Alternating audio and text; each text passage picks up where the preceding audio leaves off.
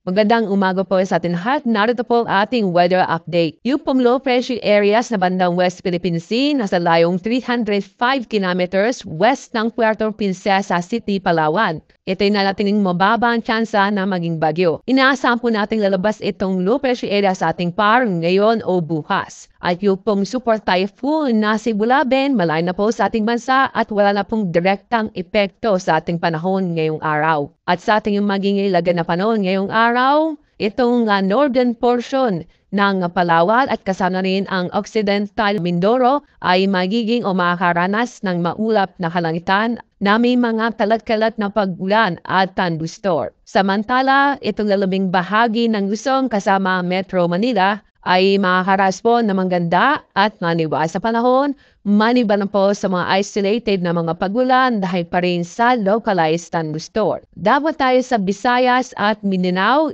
inaasahan pa rin natin na magiging maganda at maliwas sa panahon, kung saan ay bahagyang maulap hanggang sa maulap ang kalangitan. Pero may tsansa pa rin na mga localized thunderstorm sa bandang hapon o gabi. Ating lagay ng ating mga karagatan dun po sa mga Northern Luzon ay inaasahan po natin na magiging moderate to rough seas ngayong araw. At sa ibang dako ng ating bansa ay magiging slight to moderate seas. Kaya safe naman pong kumalaot natin mga kababayan. Konting pag-ingat lang po dahil may mga inaasahan pa rin tayo mga thunderstorm sa bandang hapon o gabi.